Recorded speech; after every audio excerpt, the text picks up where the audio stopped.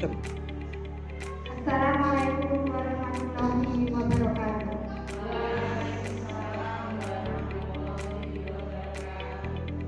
Yang terhormat Ibu Fitri Lasmi, Sarjana Pendidikan, selaku Kepala SD Negeri 03 Sari. Yang kami hormati Bapak Ibu Guru serta karyawan SD Negeri 03 Sari. Pertama-tama marilah kita panjatkan puja dan syukur kehadirat Tuhan Yang Maha Esa, yang mana atas berkah rahmat hidayahnya sehingga kita masih bisa bersyukur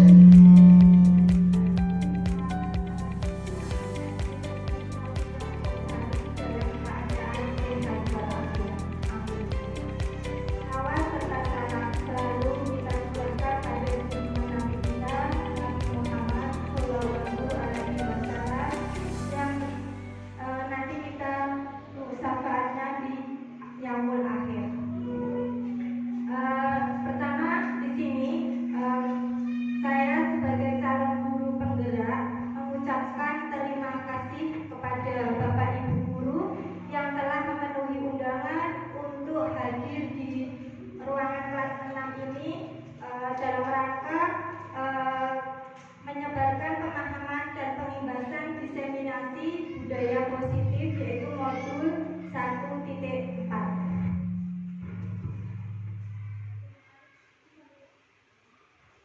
Budaya positif di sekolah yaitu nilai-nilai dan kebiasaan-kebiasaan di sekolah yang berpihak pada peserta didik agar mereka dapat berkembang menjadi pribadi yang kritis, penuh hormat dan bertanggung jawab. Itu arti dari budaya positif di sekolah. Jadi di lingkungan sekolah itu kita sebagai seorang pendidik itu harus memberikan budaya positif yang terbaik untuk anak didik kita. Perubahan paradigma yaitu untuk membangun budaya yang positif, sekolah itu perlu menyediakan lingkungan yang positif juga, lingkungan yang aman dan nyaman agar murid-murid itu mampu untuk berpikir, bertindak, dan mencipta dengan merdeka, mandiri, dan bertanggung jawab. Lazimnya disiplin dikaitkan dengan kontrol. Dalam hal ini, kontrol guru dalam menghadapi seorang murid. Ilustrasinya ya, sebelum nanti kita memahami tentang apa itu budaya positif, itu ada ilustrasi seperti ini. Anda dan teman Anda akan melakukan kegiatan cobalah buka. Anda itu adalah sebagai A. Tugas Anda itu adalah mengepalkan salah satu tangan Anda. Terus Anda membayangkan bahwa menyimpan sesuatu yang sangat berharga di dalam kepalan tangan Anda. Anda perlu menjaga benda tersebut sekuat tenaga Anda karena begitu pentingnya untuk kehidupan Anda. Selanjutnya, tugas dari rekan Anda yaitu si B itu adalah mencoba dengan segala cara untuk membuka kepalan tangan Anda. Teman Anda itu menawarkan, membujuk, menghajar, mengintimidasi, memarahi, menggoda, bahkan menggelitik agar Anda itu bersedia membuka kepalan tangan Anda. Cobalah kira-kira kegiatan tersebut secara bergantian, masing-masing A dan B itu punya waktu 30 detik. Berarti nanti kalian bisa memberikan contoh, kita mengepal ini tangan ya, tangan itu. Terus setelah itu kira-kira kita diskusikan dengan kegiatan ini, apakah Anda atau B itu membuka kepalan tangan Anda, alasannya apa? Terus kalau yang kedua, apakah Anda atau si B menutup kepalan tangan Anda, mengapa alasannya? Terus dalam kegiatan ini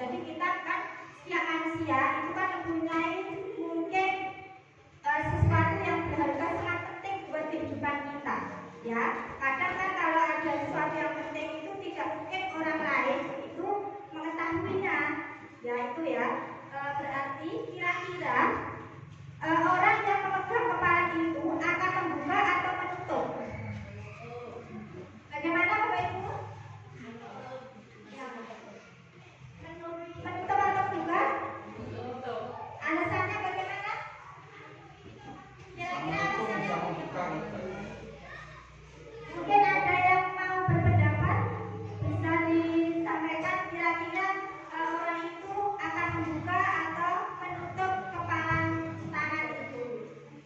Monggo Bapak Ibu boleh berpendapat dengan ilustrasi seperti tersebut. Ada yang mau berpendapat? Ya, silahkan Bapak Karyono bisa mengungkapkan pendapatnya tentang ilustrasi atau percobaan seperti contoh itu. Terima kasih. Assalamualaikum warahmatullahi wabarakatuh. Waalaikumsalam warahmatullahi wabarakatuh. Di sini saya ingin mencoba merespon apa yang terjadi dari kasus tersebut. Jadi kalau teman-teman yang lain itu secara kompak itu mengatakan bahwa si A itu akan menutup atau tidak membuka, itu di sini saya punya pendapat yaitu bisa dibuka atau bisa ditutup. Alasannya apa? Dia akan bertahan untuk menutup kepalan tangan tersebut karena dia ingin mempertahankan atau dia punya prinsip bahwa yang bersangkutan tidak akan membuka tangan sampai kapanpun karena dia sudah mempunyai prinsip yang kuat ya untuk tidak membuka tangan. Itu yang pertama. Kalau opsi yang kedua bisa juga membuka tangan karena dari dari prinsip yang kuat itu bisa goyah karena di sana banyak rayuan apalagi itu ada yang membujuk gitu, ada menghajar, mungkin ada mengintimidasi, mungkin dari prinsip yang kuat itu karena ditakut-takuti ini atau dimarahi, mungkin dia bisa berbuat. Itu jawaban saya, mungkin bisa digunakan oleh teman-teman yang lain. Terima kasih. Wassalamualaikum. Terima kasih atas penyampaian pendapat dari Bapak Karyono. Tadi Bapak Karyono telah berpendapat bahwa tangan si A itu bisa tetap ditutup karena dia mempertahankan harga diri kita ya. Tapi kalau dia dibuka karena pengaruh itu tadi mengintimidasi karena takut dengan seseorang yang mengintimidasi tersebut. Terus dari kegiatan itu kira-kira siapa yang memegang kendali atau kontrol untuk membuka maupun menutup kepalan tangan itu? Berarti siapa yang memegang kendali atau kontrol tersebut? Yaitu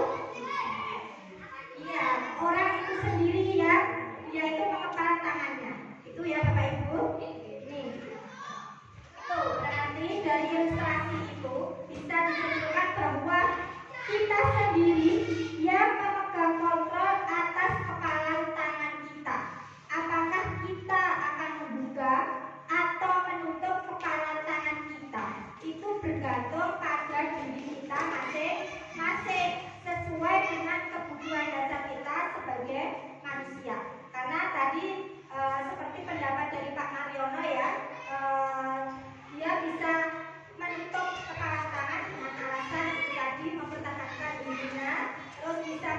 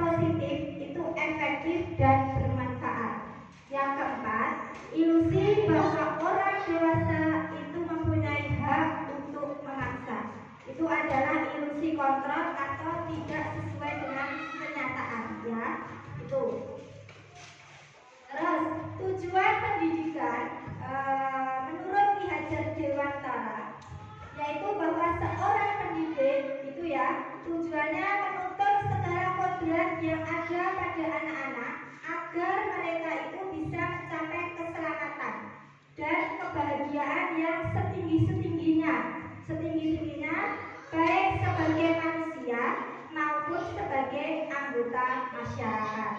Oleh sebab itu, seorang pendidik itu tugasnya hanya dapat menuntut tumbuh atau hidupnya kekuatan kodrat yang ada pada anak-anak tersebut agar bisa memperbaiki tingkah lakunya, bukan dasarnya hidup, dan tumbuhnya kekuatan kodrat anak.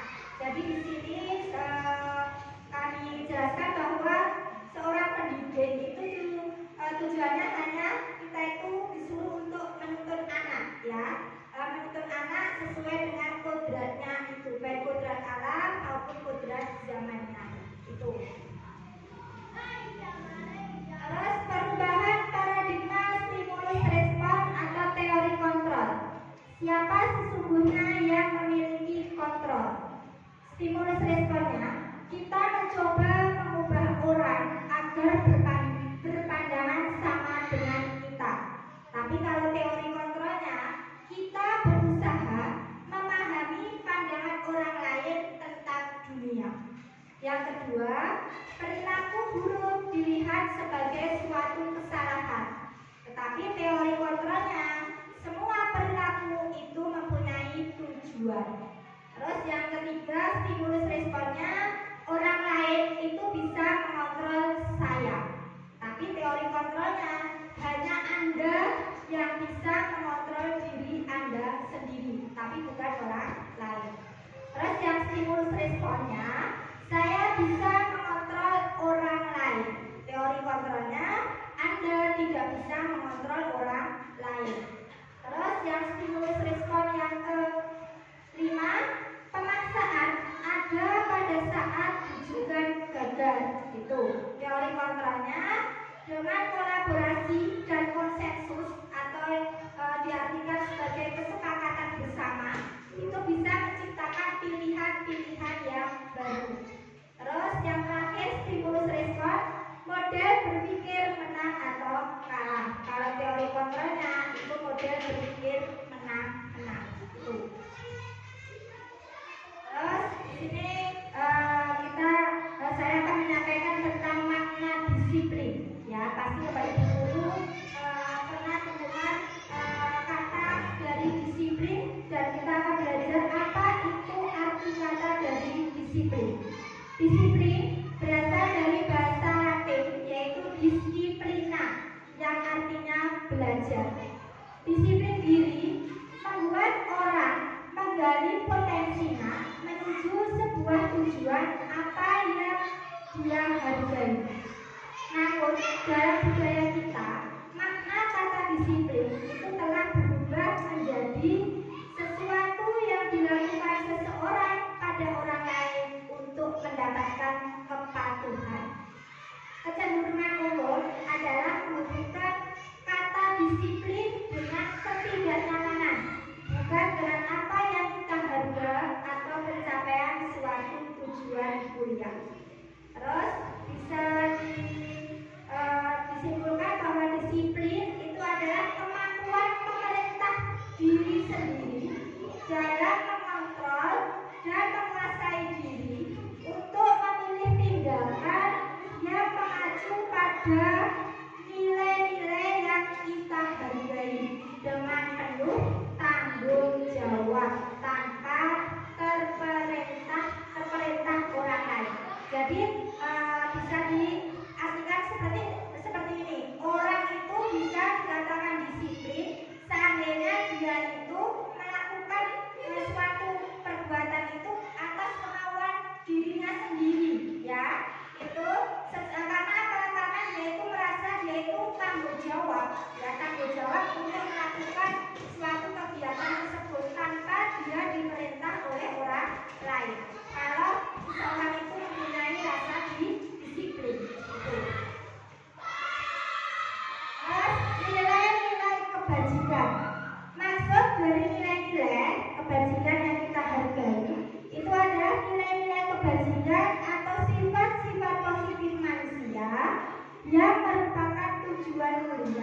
yang ingin dicapai oleh setiap individu. Nilai-nilai kebajikan yang ingin dicapai oleh setiap anak Indonesia, khususnya para pelajar ya di seluruh Indonesia, itu kita kenal dengan profil pelajar Pancasila yang meliputi ada 6, mulai dari beriman, bertakwa kepada Tuhan Yang Maha Esa, dan berakhlak mulia, ada mandiri, ada bernalar kritis, ada berkebinekaan global, bergotong royong, dan yang terakhir kreatif. Teori motivasi perilaku manusia itu untuk menghindari ketidaknyamanan atau hukuman. Apa yang akan terjadi apabila saya tidak melakukannya? Itu disebut sebagai motivasi eksternal.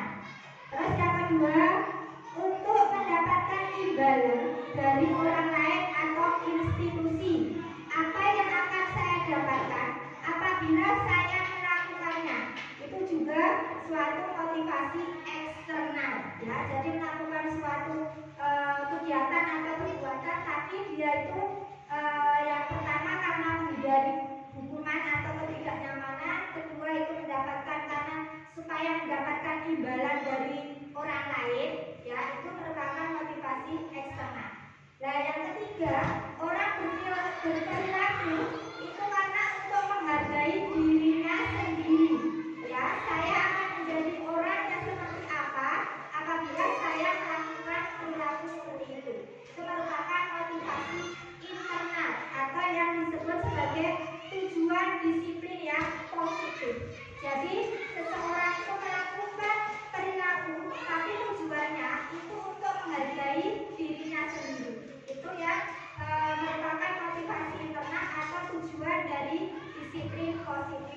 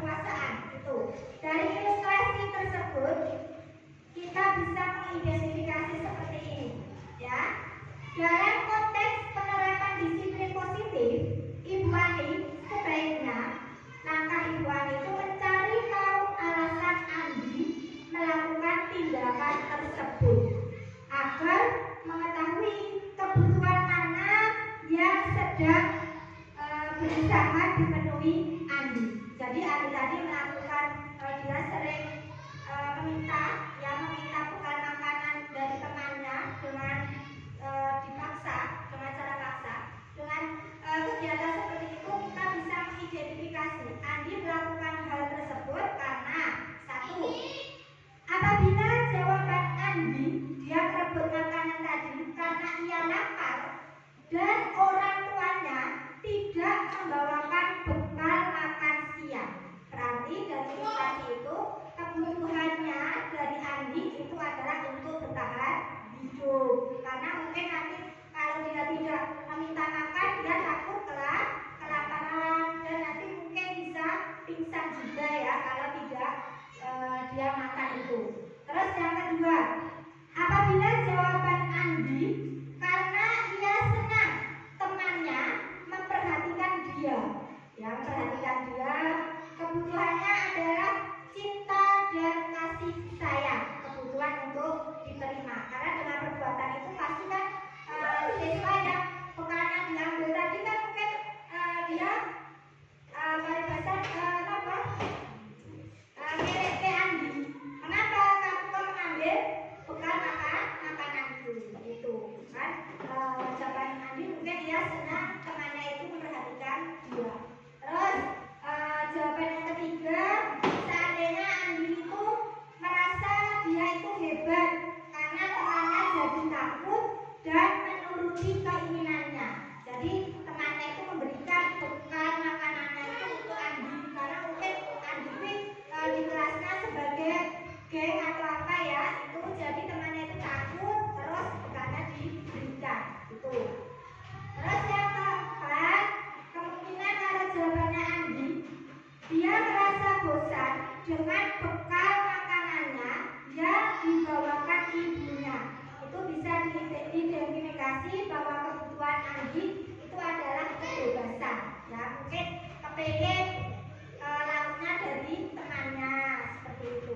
Terus selanjutnya jawaban yang kelima, apabila jawaban Andi dia merasa iseng saja dan menikmati ekspresi wajah temannya yang besar karena diambil makanannya. Itu kebutuhannya Andi adalah untuk mendapat kesenangan. Ya dari peristiwa itu kita bisa mengidentifikasi mengapa Andi tadi mengambil bekal makanan dari teman yang lain. Itu jadi dari 5 kebutuhan dasar manusia bisa kita identifikasi. Terus di sini tentang 5 posisi kontrol seorang guru atau seorang pendidik. Bahwa seorang pendidik atau guru itu mempunyai 5 posisi kontrol. Yang pertama itu sebagai penghukum. Yang kedua itu pembuat rasa bersalah. Yang ketiga itu sebagai teman. Yang keempat itu bisa sebagai pemantau. Dan yang terakhir itu posisi guru sebagai manajer. Ya, di slide selanjutnya. Nah, ini kita bisa membedakan mana itu posisi kontrol guru sebagai penghukum, pembuat orang merasa bersalah, teman, pemantau maupun manajer. Kalau yang penghukum atau pembuat orang merasa bersalah itu biasanya perilaku kontrolnya itu bernilai negatif, ya.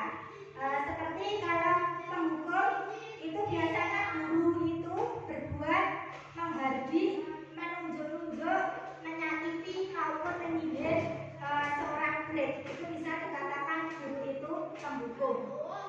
Sebagai contoh misal anak itu misal tidak memakai seragam sekolah sesuai jadwal. Terus guru itu langsung misal kamu langsung ke halaman, kamu berdiri dari pagi sampai siang dan tidak boleh kemana-mana. Itu seperti itu bisa dikatakan seorang pendidik itu penghukum murid, ya. Terus guru berkata kalau kamu tidak melakukannya saya akan titik-titik. Itu juga bisa dikatakan sebagai penghukum. Terus hasilnya dengan guru atau pendidik itu menghukum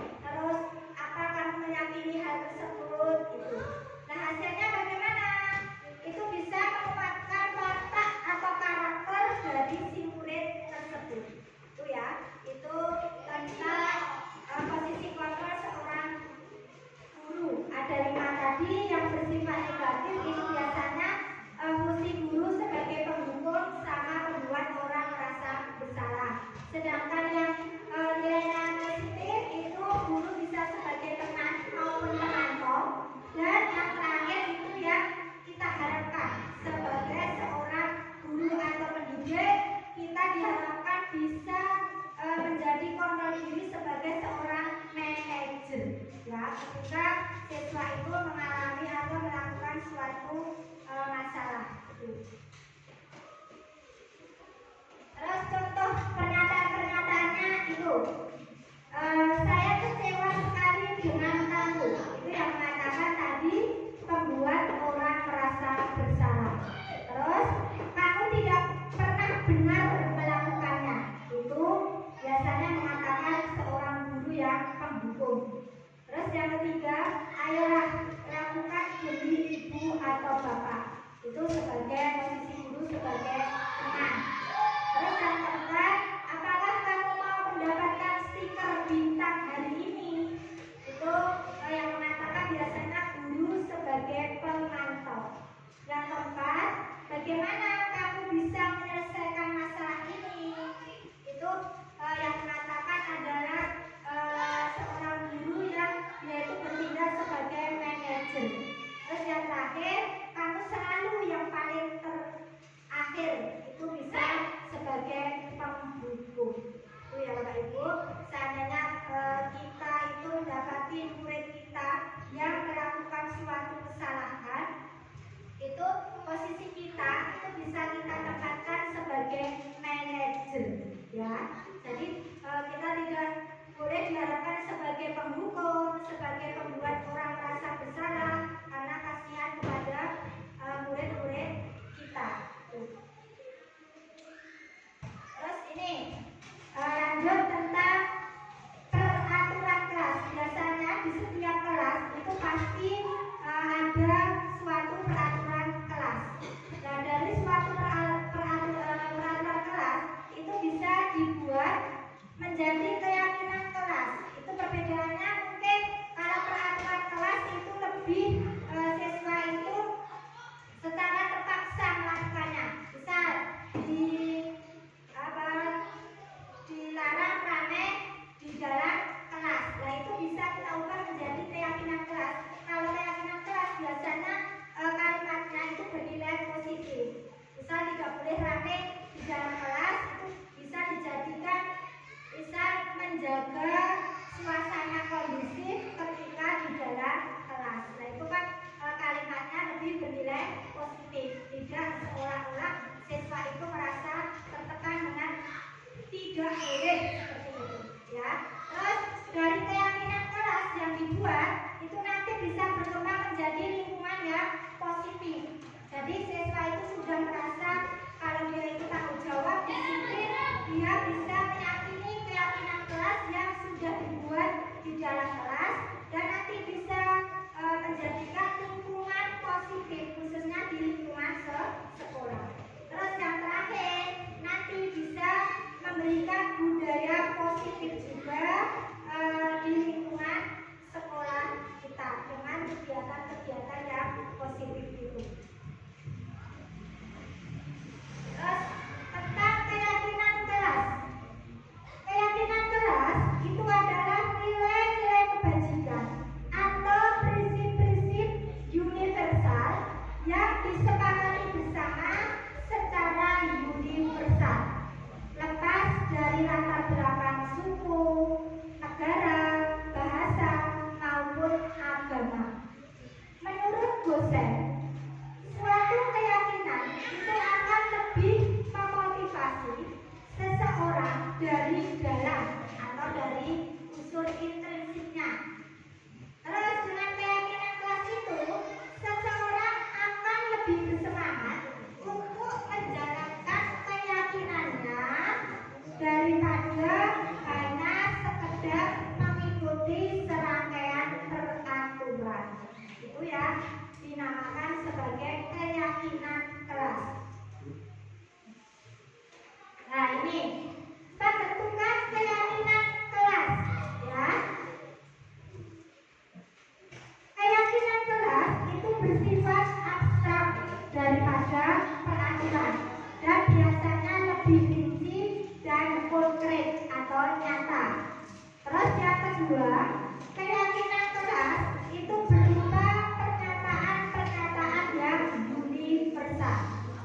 Terus yang ketiga, pernyataan keyakinan kelas senantiasa dibuat dalam bentuk kalimat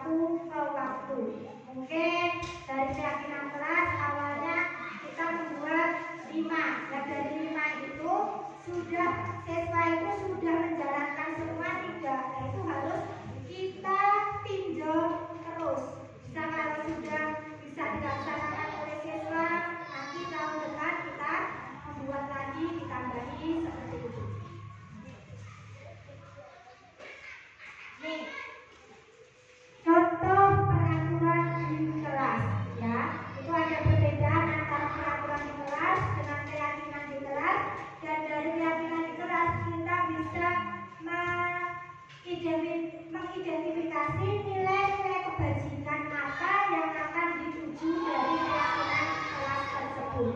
Misal, contoh peraturan di kelas tidak boleh mencontek, ya, tidak boleh mencontek. Itu keyakinan kelasnya bisa dibuat mengerjakan tugas dengan sendiri. Nah, itu nilai kebajikannya apa? Kalau siswa itu tidak boleh mencontek, berarti itu mandiri, ya, mandiri, nilai kebajikannya. Terus yang kedua, tidak boleh rame di kelas. Itu contoh peraturannya. Keyakinannya kedua adalah menjaga ketenangan di dalam kelas. Dan nilai kebajikannya itu bisa nilai tertib atau menjaga ketertiban, ya, itu. Terus contoh peraturan di kelas berpakaian seragam. Keyakinan di kelasnya bisa dibuat memakai seragam sesuai jadwal. Nah, itu nilai kebajikannya yaitu juga tertib. Itu. Terus peraturan di kelas tidak terlambat sekolah. Contoh keyakinan di kelasnya datang sekolah tepat waktu. Nah, itu nilai kebajikannya yaitu disiplin. Terus contoh peraturan di kelas yang lain tidak boleh mengejek teman. Keyakinannya itu saling menghargai teman. Nah, itu nilai kebajikannya bisa toleransi atau saling menghargai. Terus peraturan di kelas bisa fokus dalam belajar. Contoh keyakinannya di kelas mengikuti pembelajaran dengan tenang. Nah, itu nilai kebajikannya menunjukkan rasa tanggung jawab. Terus contoh yang terakhir, misal peraturan di kelas itu buang sampah pada tempatnya. Keyakinan di kelasnya itu menjaga kebersihan di dalam kelas. Nah, nilai kebajikannya itu nilai kebersihan, ya. Itu perbedaan mungkin contoh itu kalimat peraturan di kelas dan contoh keyakinan di kelas serta nilai-nilai kebajikan yang dituju dari keyakinan di kelas yang telah dibuat. Terus selanjutnya budaya positif yang selanjutnya yaitu mengenai segitiga restitusi. Apa itu yang dimaksud dengan segitiga restitusi? Itu adalah suatu proses untuk menciptakan kondisi bagi murid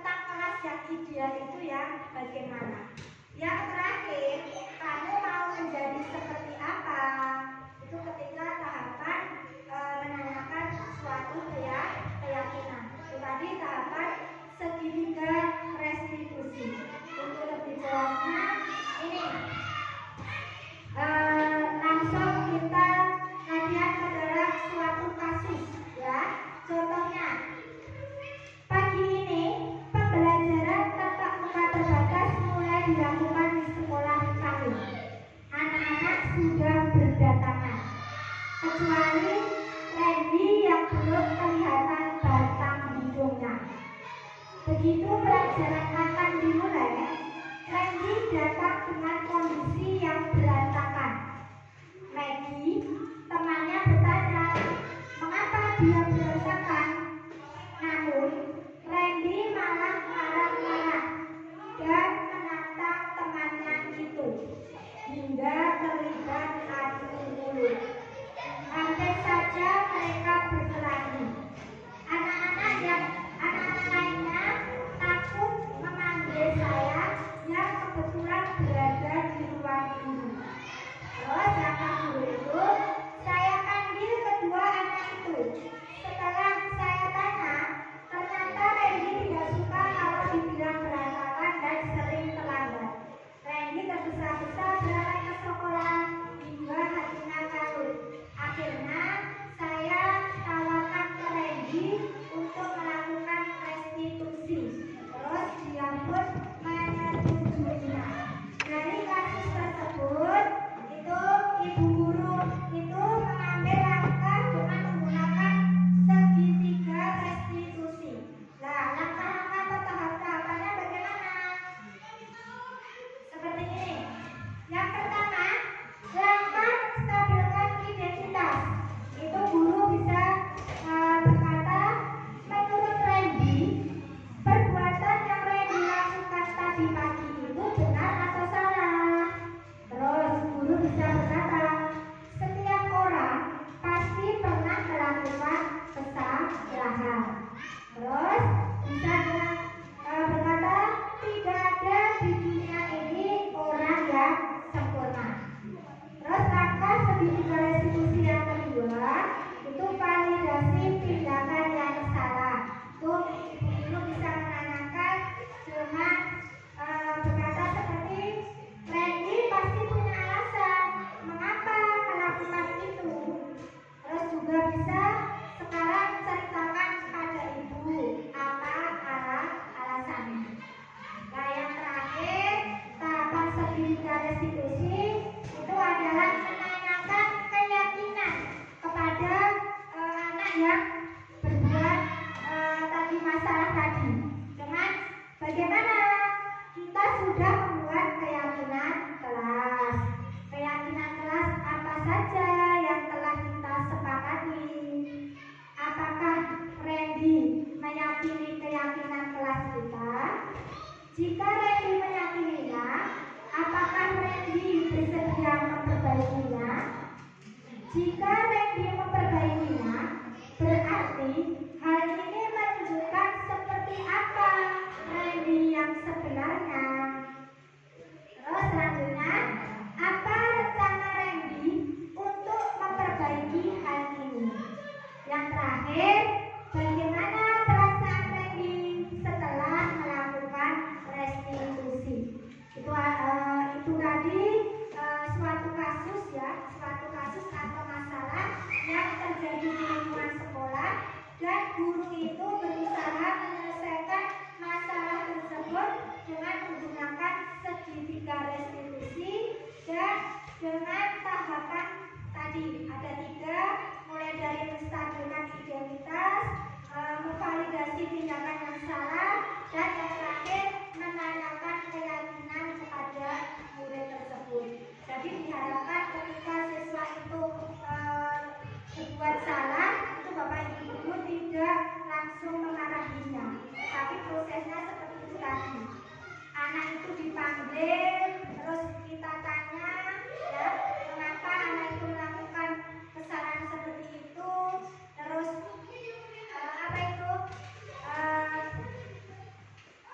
hal yang harus diyakini di kelas itu yang bagaimana yang sudah dibuat, apakah siswa itu bisa memperbaiki kesalahan yang telah dilakukan itu tadi contoh suatu kasus dan langkah-langkah penyelesaiannya dengan segitiga restitusi. Ya, demikian itu materi yang bisa saya imbaskan kepada Bapak Ibu guru mengenai budaya positif. Yang mulai dari tadi ada posisi kontrol seorang guru, terus kebutuhan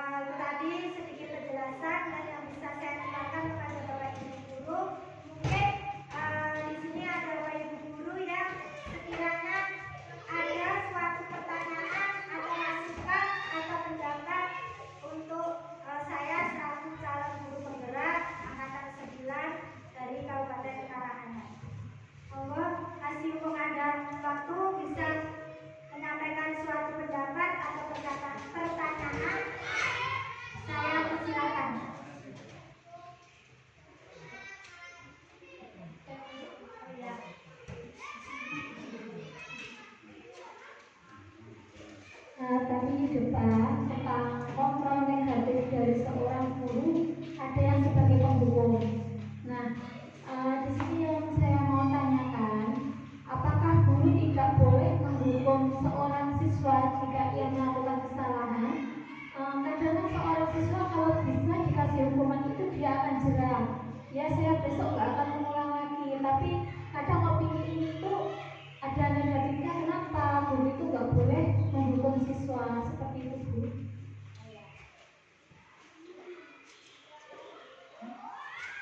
Terima kasih atas pertanyaan yang telah disampaikan oleh Bu Wahyu. Di sini langsung saya tanggapi saja mengenai mengapa seorang guru itu tidak boleh memberikan hukuman kepada siswa.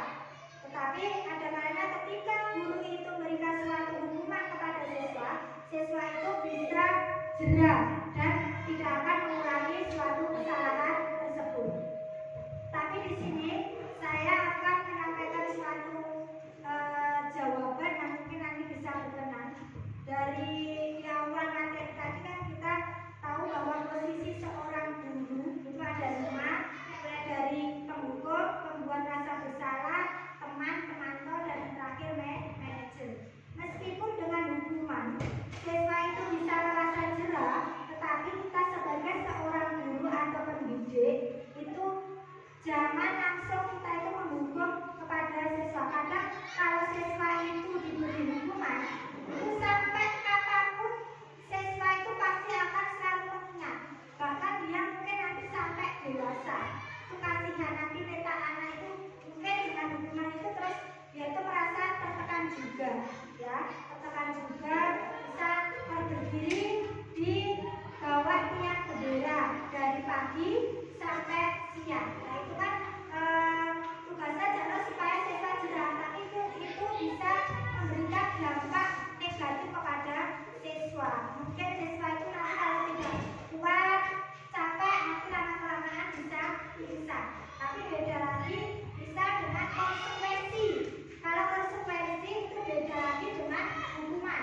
Misal contoh, siswa tidak mengerjakan PR. Terus bapak ibu guru menyuruh siswa itu mengerjakan PR tetapi di luar kelas. Nah itu bisa dikatakan sebagai konsekuensinya karena dia tidak mengerjakan PR. Kalau tidak mengerjakan PR, nanti kan dia tidak mendapatkan nilai. Jadi dia diberi waktu untuk mengerjakan PR di luar kelas. Itu bukan hukuman tapi bisa dikatakan sebagai konsekuensi. Terus contoh yang lain bisa anak-anak olahraga, di jam olahraga, terus ada anak yang datang terlambat. Datang terlambat mungkin tadi ganti baju terlebih dahulu. Terus bapak atau ibu guru olahraga itu terus menyuruh anak itu, sekarang kamu lari-lari dulu di halaman, bisa sebanyak 2 kali. Nah itu juga bisa dikatakan sebagai konsekuensi karena mungkin anak itu tidak datang tepat waktu ketika mengikuti jam olahraga.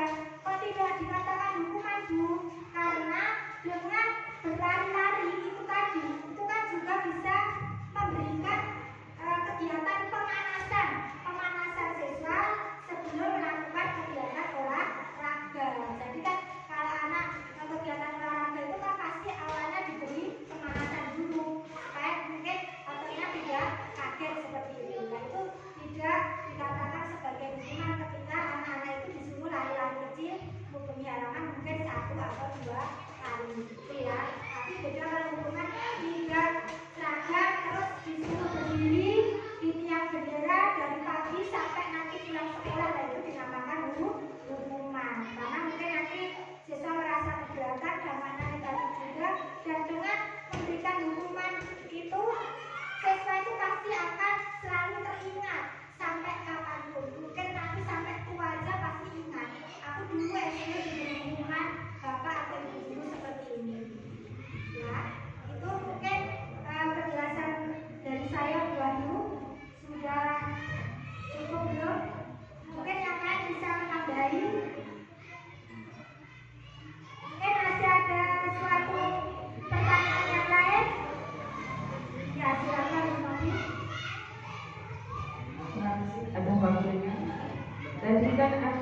keyakinan kelas Ibu. Saya mau bertanya bagaimana cara atau langkah-langkah untuk membuat keyakinan kelas. Ya, terima kasih. Terima kasih atas pertanyaan yang disampaikan oleh Bu Novi. Di sini saya akan menjelaskan bagaimana langkah-langkah membuat keyakinan kelas. Langkah-langkahnya, pertama kita mengumpulkan dulu siswa di dalam kelas itu, berkumpul bersama-sama dulu di dalam kelas. Setelah itu, kan setiap kelas itu pasti sudah mempunyai peraturan di kelas. Nah, dari peraturan itu nanti kita bisa mengubah kalimatnya itu menjadi kalimat yang positif tadi. Seolah-olah siswa itu melakukan perbuatan atau kegiatan itu tidak terpaksa. Kalau dilarang itu kan paribasa terpaksa dan mewajibkan siswa. Nah, itu tadi seperti sudah saya jelaskan ya, contoh kalimat tentang peraturan di kelas, keyakinan kelasnya kok seperti itu ya, itu ada perbedaan. Kalau tidak boleh itu kan paribasa seperti maksa, atau siswa itu wajib seperti itu melakukannya, itu ya. Terus setelah siswa tadi berkumpul di dalam kelas, nah bapak ibu guru itu memandu siswa tersebut untuk menuliskan kira-kira peraturan yang ada di dalam kelas nanti seperti apa. Kan masing-masing anak itu mungkin punya pendapat yang berbeda-beda. Nah, nanti anak itu diberi selembar kertas, disuruh untuk menuliskan peraturan kelas yang bagaimana yang siswa itu inginkan. Kalau sudah, nanti peraturan kelas yang dibuat oleh siswa itu dikumpulkan jadi satu dan nanti didiskusikan bersama-sama. Mungkin kalimatnya itu kita ubah ke kalimat yang nilainya itu positif ya, seperti itu tadi. Misal tidak boleh ramai di kelas, bahkan wajibkan bocah anak itu tidak boleh ramai di kelas. Nah, keyakinan di kelasnya itu bisa diubah kalimatnya, menjaga ketenangan di dalam kelas. Berarti kan nilainya lebih positif itu. Terus tidak boleh mengejek teman, itu kan juga kalimatnya belum positif. Positifnya bagaimana? Kita saling menghargai atau bertoleransi sesama teman. Nah, itu nanti setelah peraturan kelas itu kalimatnya kita ubah ke kalimat positif dan dijadikan keyakinan kelas. Nah, nanti tinggal keyakinan kelas kita bentuk, bisa dengan ditulis tangan juga bisa, nanti ditempelkan di kertas karton. Kalau tidak seperti itu nanti diketik guru, bapak ibu guru, nanti dikreasikan sendiri-sendiri. Dan paling akhir keyakinan kelas yang sudah dibuat itu tolong dipajang di dalam kelas masing-masing supaya siswa itu bisa teringat keyakinan kelas yang telah disepakati di kelas tadi apa. Itu soalnya apa?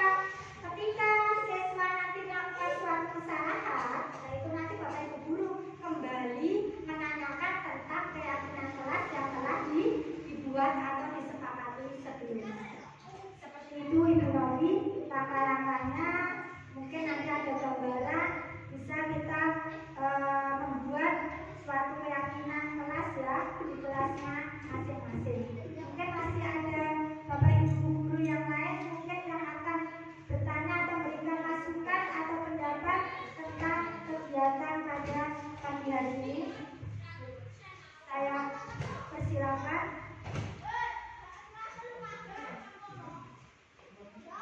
Kalau tidak ada, demikian hasil presentasi saya ya, pembahasan itu. Sebelum saya tutup, saya menginginkan salah satu peserta dari kegiatan pagi ini bisa memberikan refleksi dari kegiatan kita pagi hari ini ya. Refleksinya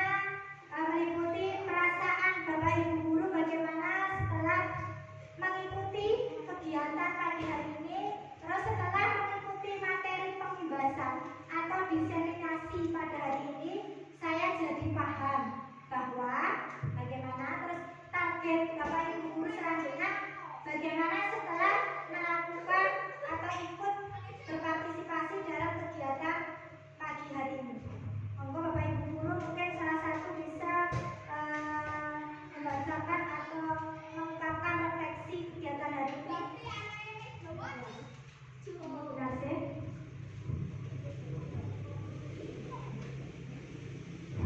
Baik, terima kasih atas waktunya yang diberikan. Di sini saya akan memberikan refleksi tentang materi pada hari ini yang disampaikan oleh Bu Elsi. Bagaimana perasaan saya setelah mendapatkan sosialisasi budaya positif, yaitu rasanya senang karena bisa mendapatkan ilmu, bisa mendapatkan tambahan pengalaman, pengetahuan baru dan wawasan baru, seperti itu. Mendapatkan pengalaman dan wawasan baru dari paparan materi yang disampaikan oleh Bu Elsi pada pagi siang hari ini. Dan langkah selanjutnya yang akan saya lakukan adalah yaitu membuat keyakinan kelas yang seperti yang telah disampaikan Bu Elsi tadi, dan berusaha kalau ada suatu permasalahan di dalam kelas dengan siswa, saya akan segera menyelesaikan masalah itu dengan segitiga restitusi, seperti itu Bu Elsi. Terima kasih.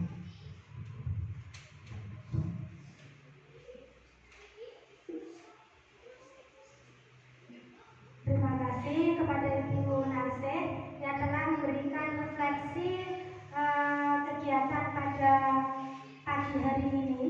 Saya selaku CGP Angkatan 9, saya cuma berusaha melakukan pembahasan tentang materi yang sudah saya dapatkan, sudah saya pelajari di modul 1.4 tentang budaya positif tadi.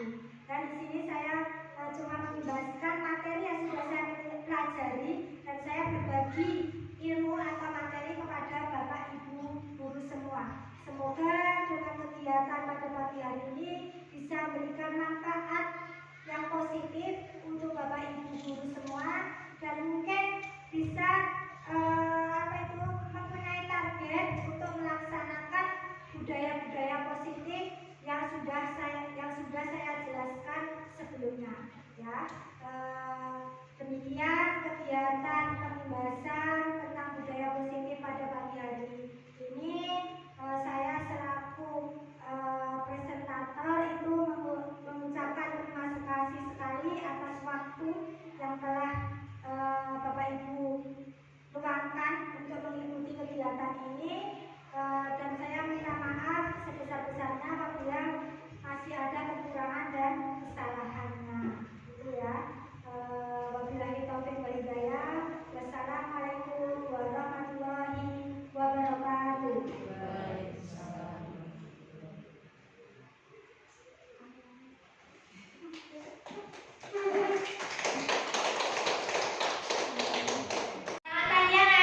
Alhamdulillah. Bagaimana kabar kalian hari ini? Baik. Ya, alhamdulillah keadaan kalian hari ini baik dan sehat. Sebelum kita mulai pembelajaran hari ini ya, kita tepuk dulu ya, tepuk the best yang sudah diajarkan sama Bu Guru. Yuk, tepuk the best. I am the best. You are the best. We are the best. I am the best. We are the best. We are the best. Yes, yes, yes. Ya, baiklah anak-anak. Pada pagi hari ini agenda kita itu akan membuat keyakinan kelas. Ya, apa itu yang dimaksud dengan keyakinan kelas?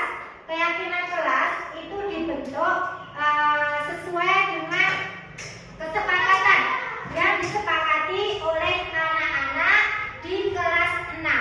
Nah, nanti keyakinan kelas itu memuat pendapat dari masing-masing siswa, dan itu harus ditaati oleh siswa tersebut.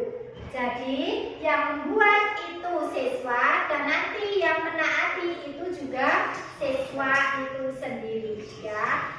keyakinan kelas itu tujuannya supaya anak-anak itu bisa menjadi anak yang tertib ya, taat pada keyakinan yang sudah dibuat. Tidak boleh kalian melanggar keyakinan yang sudah kalian buat. Sudah paham teman-teman? Ya, kalau sudah paham, nanti Bu Guru bagi kertasnya ya. Nanti setiap anak pasti punya pemikiran sendiri-sendiri tentang keyakinan kelas. Kira-kira kelas 6 ini mau jadi seperti apa ya? Nanti masing-masing anak bisa menuangkan 2 pemikiran. Setelah itu nanti kalian tempelkan di kertas karton tentang keyakinan kelas 6. Itu ya, sudah jelas? Ini Bu Guru bagi, terus langsung kamu tulis ya keyakinan kelas seperti apa yang kamu minta di kelas 6 ini. Mau jadi apa kelas 6 itu ya? Ya, sekarang ya sudah Bu Guru bagi kertasnya, tolong ditulis keyakinan kelas yang seperti apa yang kalian inginkan. Ya, sekarang ditulis dulu. Iya, nanti ditempelkan di situ kalau sudah. Ya, dulu kasih waktu 2-3 menit. Kalau sudah selesai, silakan dipasang atau ditempel di kertas karton di depan.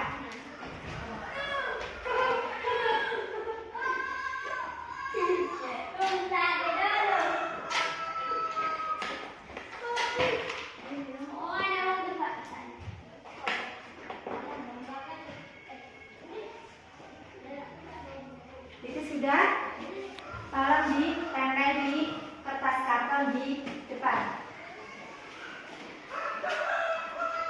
Ya. Terus nanti yang lain ikut dikasih di bawah di samping-sampingnya itu, supaya nanti menjadi satu keyakinan kelas 6 hasil pemikiran dari kalian semua. Yo, yang sudah tolong ditempelkan.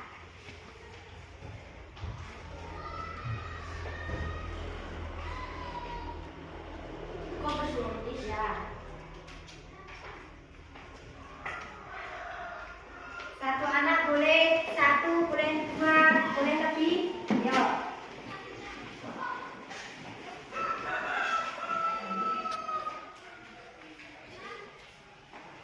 Ayo yang lain, yang laki-laki.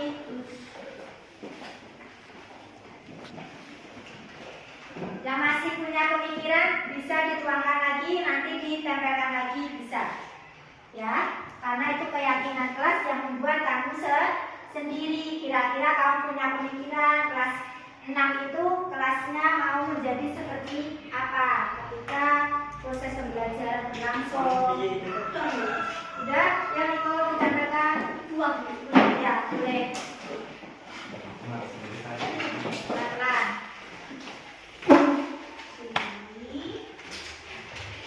Setengah sini tak apa-apa. Ya.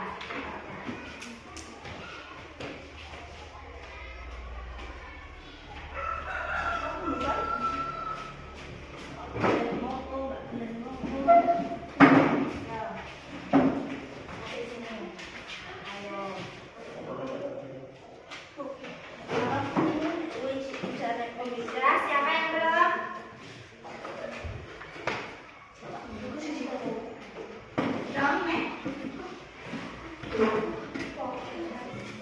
Ayo, siapa yang belum? Silakan ditempel di kertas karton. Setiap anak harus punya pemikiran ya untuk mendapatkan nanti keyakinan kelas. Nanti semua anak itu kita bacakan ya satu-satu keyakinan kelasnya seperti apa.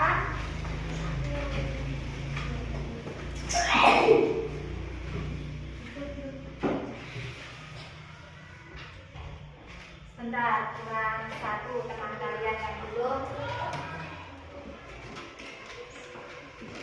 menuangkan pemikirannya.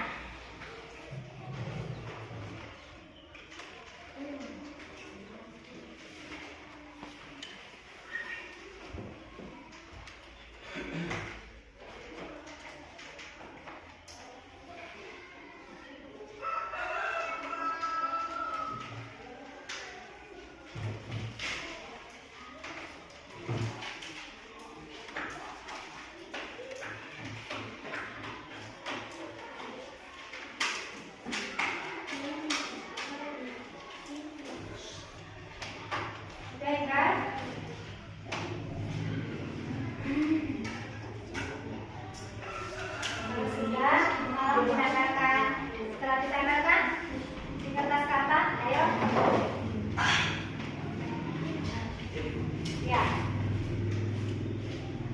Baiklah, kalau sudah anak-anak sudah kembali ke tempat masing-masing, semua sudah menguangkan pemikirannya?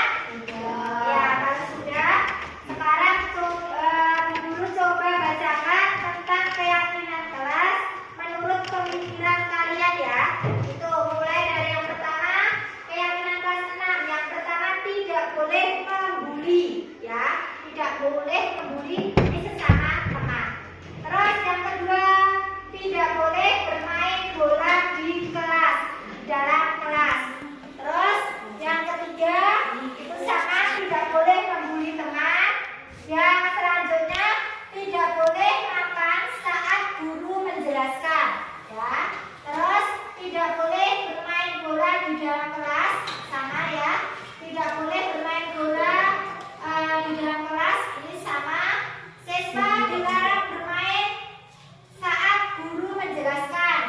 Terus selanjutnya, siswa harus melaksanakan piket kelas sesuai jadwal. Terus jangan berisik ketika guru menjelaskan. Terus ada lagi, tidak boleh rame ketika ada proses pembelajaran ya. Terus selanjutnya, tidak boleh mencorek-corek tembok kelas ya, itu. Terus tidak boleh bermain bola di dalam kelas, tadi sudah ada ya. Terus kita sebagai pelajar atau murid tidak boleh merusak fasilitas yang ada di sekolah ya. Terus tidak boleh bermain bola di dalam kelas, itu ya. Itu tadi merupakan pemikiran dari kalian semua. Untuk itu kalian sudah mendengar semua pemikiran, hasil pemikiran antara teman yang satu dengan teman yang lain. Nah itu tadi yang nanti akan disepakati untuk dijadikan keyakinan kelas dari kelas 6. Berarti kalau kalian sudah paham, sudah jelas, berarti keyakinan kelas ini nanti harus diapakan anak-anak? Ya, harus dilaksanakan, harus dijalankan, dan yang paling penting harus dipatuhi. Karena keyakinan kelas itu yang membuat siapa? Diri ya, kamu sendiri. Berarti yang mematuhi juga harus kamu sendiri. Kalian tidak boleh melanggar keyakinan kelas yang sudah kalian sepakati. Sudah jelas anak-anak? Ya, kalau sudah jelas, demikian pembuatan keyakinan kelas ya di kelas 6 sudah menghasilkan beberapa keyakinan kelas dan tujuan dan guru harap kalian bisa mematuhi dan melaksanakan keyakinan kelas yang sudah kalian buat sendiri ya. Terima kasih.